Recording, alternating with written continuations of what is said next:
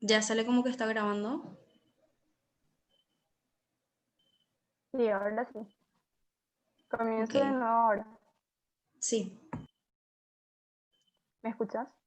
Ok. Sean Sí todos se escucha. bienvenidos a una nueva jornada del 35º Congreso Científico Internacional FELSOCEN 2020 con el lema Salud Global, Avances y Desafíos.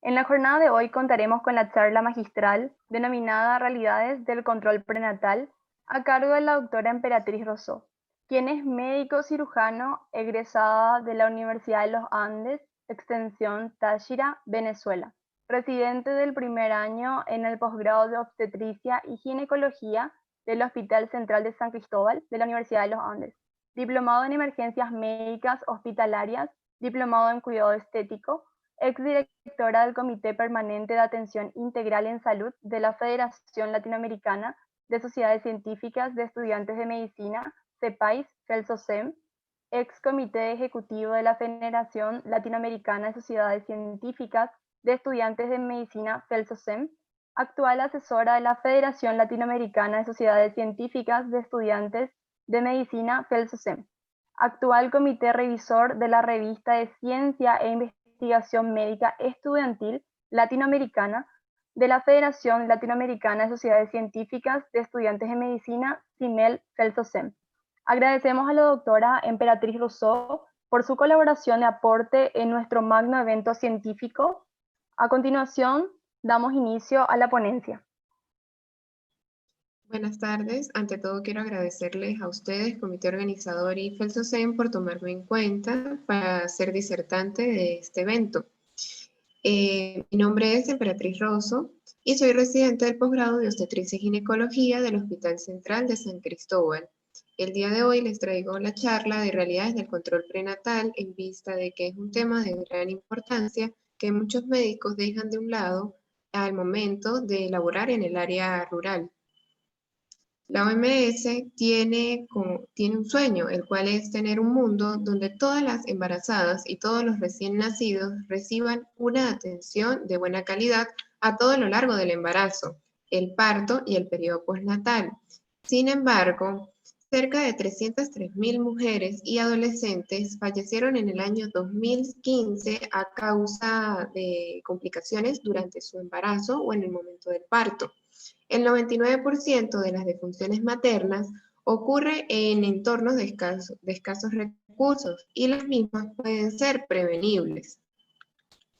Es por ello que podemos definir la atención prenatal como aquella asistencia prestada por profesionales de la salud capacitados a las embarazadas y adolescentes con el objeto de garantizar las mejores condiciones de salud tanto para la madre como para el bebé a lo largo del embarazo. Los componentes de la atención prenatal son el reconocimiento de los riesgos, prevención y tratamiento de enfermedades relacionadas con el embarazo o que sean concurrentes, y la promoción de la educación en salud y de salud. Para que el control prenatal sea correcto, debe ser eficaz y eficiente. El día de hoy vamos a hablar de un control prenatal en una paciente que tenga un bienestar fetal bien y que la misma no tenga ninguna complicación, es decir, que no sea un embarazo de alto riesgo.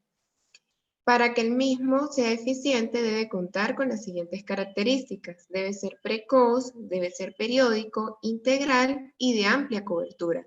Precoz porque se debe iniciar en el instante que se entere la paciente que está embarazada. Lo ideal es que sea en el primer trimestre, entre las 8 semanas de gestación.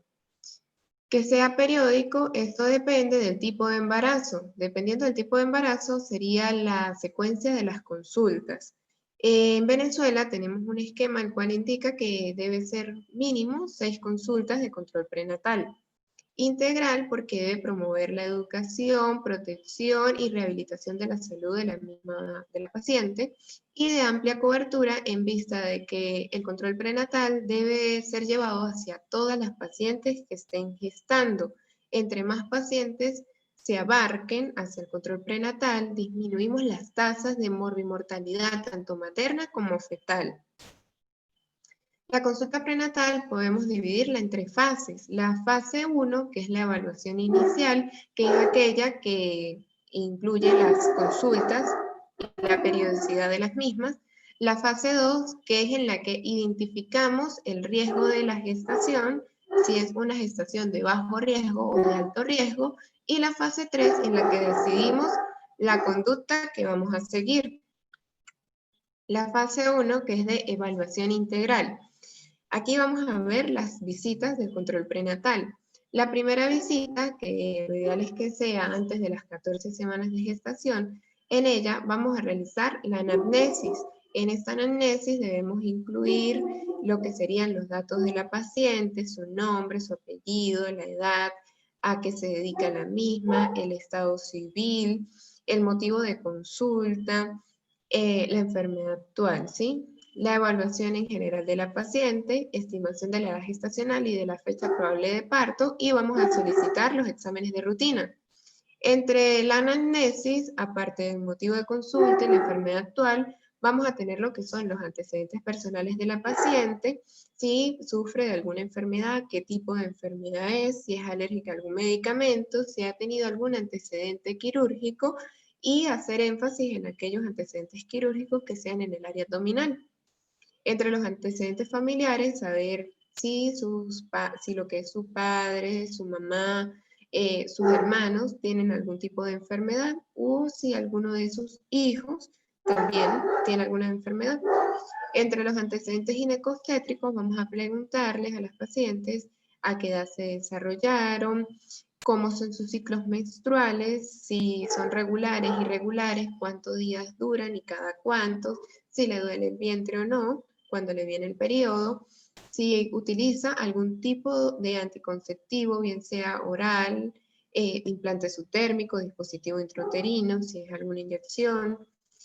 También debemos consultar si ha tenido, a qué edad tuvo la sexarquia, y también el número de parejas sexuales de la misma, si ha tenido o no enfermedades de transmisión sexual y cuál, si se ha realizado citología, qué reportó la última citología, si el embarazo es o no es planificado, si ha tenido gestaciones anteriores y si esas gestaciones fueron abortos, fueron partos, fueron cesáreas, si esos hijos aún están vivos y si tienen alguna enfermedad, cuánto pesó el más grande. El examen físico es un examen físico completo. Debemos tener en cuenta que a la paciente se le debe tomar la tensión arterial en todas las consultas, se le debe medir el peso y la talla al inicio y periódicamente en todas las consultas vamos a pedir el peso de la misma. Se le debe también hacer el examen físico general, ver cómo está su piel, cómo está su estado neurológico, su cabeza, el cuello, el tórax, los pulmones, el abdomen, y hacer énfasis en el área ginecológica. En este caso, en la primera consulta, vamos a realizar la valoración ginecológica normal. Si la paciente tiene más de un año de haberse realizado la citología, debemos realizarle una citología a la paciente, no hay nada que lo contraindique. En el caso de la parte obstétrica como tal, bueno, en este caso vamos a medirle la altura uterina, que es algo que debemos medir en todas las consultas del control prenatal, los movimientos y los latidos cardíacos fetales. Las exploraciones complementarias que vamos a realizar en el control prenatal, tenemos que vamos a solicitar la hematología completa, también conocido como el hemograma, tiene un grado de recomendación A, la química sanguínea, entre las que vamos a tener lo que sería la glicemia, la urea y la creatinina, principalmente, con un grado de recomendación también A. Se le solicitaría serología de HIV, previo consentimiento de la paciente, el VDRL, toxoplasma, hepatitis B y hepatitis C, con un grado de recomendación A. El grupo sanguíneo también debe ser solicitado, el urocultivo, se le debe realizar la citología, como anteriormente mencioné, si tiene más de un año de haberse realizado la misma. Dependiendo del contacto de la paciente, se puede solicitar o no un cribado de rubiola, toxoplasmosis y citomegalovirus, y la realización de la exploración ecográfica. En la segunda visita, que debería ser entre las 13 y 18 semanas de gestación, y de igual forma se realiza el interrogatorio general y obstétrico, se hace su examen clínico integral, como anteriormente se mencionó, se toma la tensión arterial de la paciente, se pesa a la paciente porque es importante tener en cuenta cuál es el índice de masa corporal con el cual la paciente inicia la gestación y cómo ha sido el incremento ponderal durante la misma. Se debe también evaluar, hacer su examen físico general, piel, mucosas, cabeza, cuello, tórax, abdomen. De igual forma, se mide la parte obstétrica, se mide la altura uterina, los movimientos fetales y evidenciar aquella frecuencia cardíaca fetal. En este caso, se puede indicar la vacunación hacia la paciente. Tiene un nivel de recomendación tipo B, las vacunas en el embarazo. Es importante tener en cuenta que a todas las pacientes apenas inicia la gestación se les puede indicar lo que es la vacuna de la fiebre, de la influenza, la gripal, la antiviral, la antigripal. En la tercera visita, que está entre las 22 y 24 semanas, de igual forma el interrogatorio general, obstétrico, el examen clínico integral. En esta etapa se puede realizar la pesquisa de diabetes entre las 24 y 28 semanas, que es lo que se conoce como el test de O'Sullivan y tiene un grado de recomendación tipo A. Y aquí ya realizamos lo que sería uroanálisis. Es importante recordar que el urocultivo se puede realizar en la primera visita, ya en la tercera visita solicitaríamos uroanálisis, al menos de que la paciente esté cursando con un proceso infeccioso, en el cual, bueno, podemos solicitar de nuevo el urocultivo para saber ante cuál germen estamos presentes. En la cuarta visita, que debería ser entre las 24 y 29 semanas de gestación, de igual forma el interrogatorio general y obstétrico, el examen clínico integral, la pesquisa de diabetes en el caso de que en la tercera visita haya sido antes de las 24 semanas y no lo hayamos indicado, y en el caso del RH de la paciente se podría solicitar las aglutininas anti-RH si de ser necesario, si procede. En la quinta visita, que es entre las 32 y 35 semanas de gestación, mantenemos el interrogatorio general y obstétrico, el examen clínico integral, se vuelve a solicitar la serología de HIV y VDRL, se solicita control de uroanálisis y se puede realizar la pesquisa de estreptococo del grupo B por cultivo vulvoperineal a las 35 semanas. En la sexta visita, que ya es entre las 38 y 40 semanas, simplemente vamos a hacer el interrogatorio general y obstétrico, el examen clínico general y corroborar cómo está el feto. Es importante tener en cuenta que las ecografías las vamos a dividir según trimestres. En el primer trimestre podemos realizar la ecografía entre las 11 y las 13 más 6 semanas de gestación. En esta ecografía vamos a hacer énfasis y sus objetivos son identificar el número de embriones y en el caso de que sea un embarazo gemelar, determinar la cigosidad del mismo, identificar el latido cardíaco, estimar la edad gestacional según la longitud cráneo-rabadilla, detectar la medida de la translucencia nucal, esto es en el caso de para anomalías cromosómicas, observar la morfología embrionaria y también identificar si hay alguna patología en el útero o en los añejos. En el segundo trimestre vamos a realizar ecografía entre las 18 y 21 más 6 semanas. En esta ecografía lo que vamos a ver es diagnosticar anomalías estructurales y los marcadores de cromosomopatías. Pero en el caso de que no se haya realizado la ecografía, en el primer trimestre se debe realizar con los objetivos anteriormente mencionados. En el tercer trimestre, que sería ya la última ecografía, que se realizaría entre las 34 y 36 más 6 semanas, hay que identificar la variedad y la estática fetal, estimar el crecimiento fetal, el diagnóstico de anomalías de la localización de la placenta, también el diagnóstico de anomalías en el volumen del líquido amniótico y, en casos indicados, realizar estudios de flujo fetoplacentario con Doppler. Es importante tener en cuenta que con realizar estas tres ecografías en el transcurso de la gestación, ya se está cubriendo con las ecografías necesarias para poder tener un buen control prenatal. Sin embargo, hay muchas pacientes que cada vez que acuden a la consulta al control prenatal, desea que se les realice la misma. Y bueno, se le puede realizar previa consentimiento de ambos. Es importante tener en cuenta y no olvidar que durante todo el control prenatal y durante todas las consultas tenemos que dar contenidos educativos de lo que está sucediendo en ese momento oportuno de la gestación, tanto a la madre como al padre.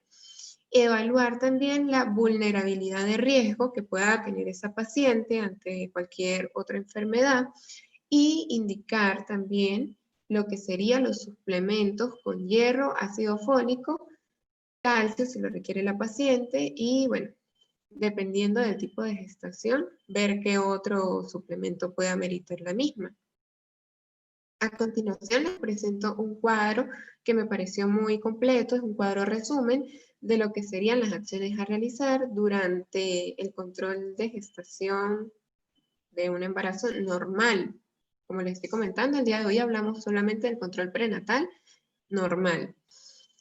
Lo que sería la historia clínica en todos los trimestres, la exploración física, siempre que la paciente acuda a la consulta, se le debe pesar, se le debe tomar su presión arterial, medir su altura uterina. Realizar la citología, en este caso dice si no se lo ha realizado en 2 años previos, pero en realidad con 1 año que ya no se lo haya realizado, se le debe tomar la muestra a la paciente, peso y tensión arterial, la altura uterina, los movimientos fetales.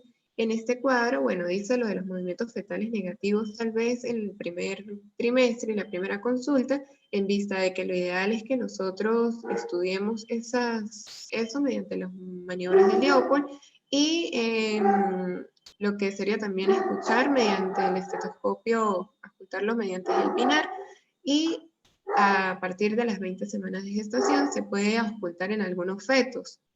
Ya a partir de las 22 semanas sí se auscultaría en la mayoría. Entonces por eso es que sale negativo, porque no en todo se puede escuchar antes de esa edad gestacional.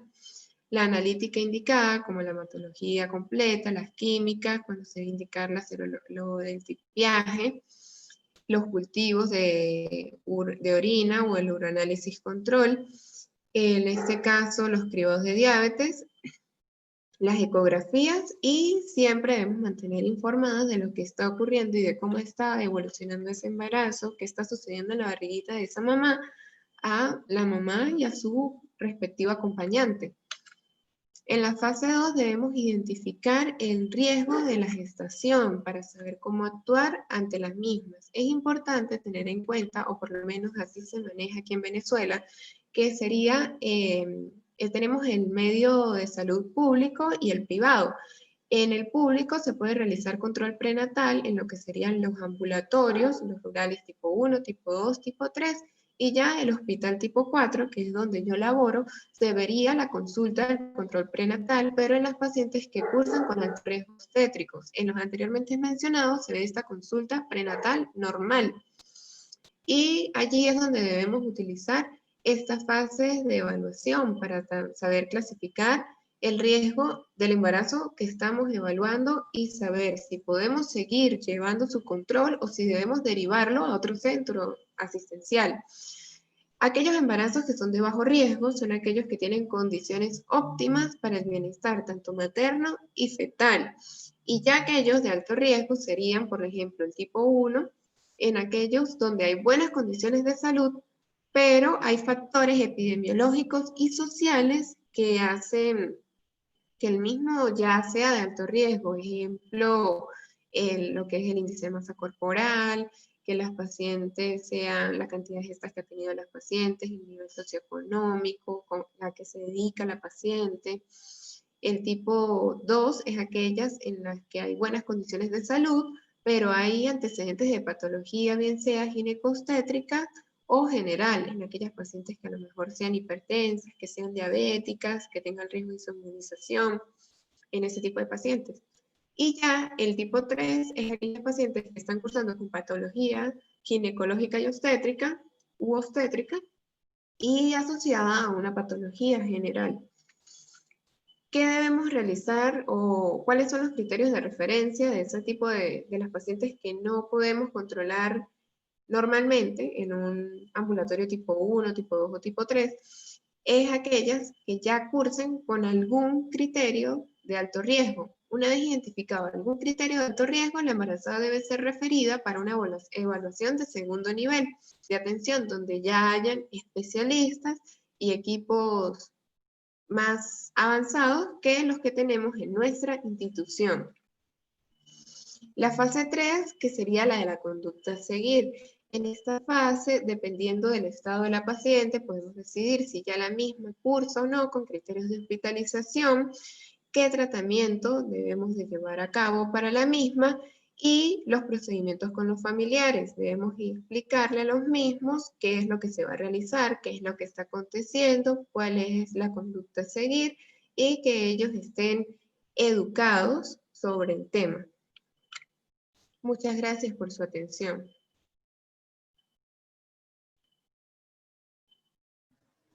Bueno, una vez más agradecemos a la doctora Emperatriz Rosso por su colaboración y aporte en el 35º Congreso Científico Internacional FELSOCEM 2020 con el lema Salud Global y Avances y Desafíos. Y damos por concluida esta ponencia y agradecemos la participación de los asistentes y recordamos que somos FELSOCEM, Ciencia que Integra a Latinoamérica. Muchas gracias.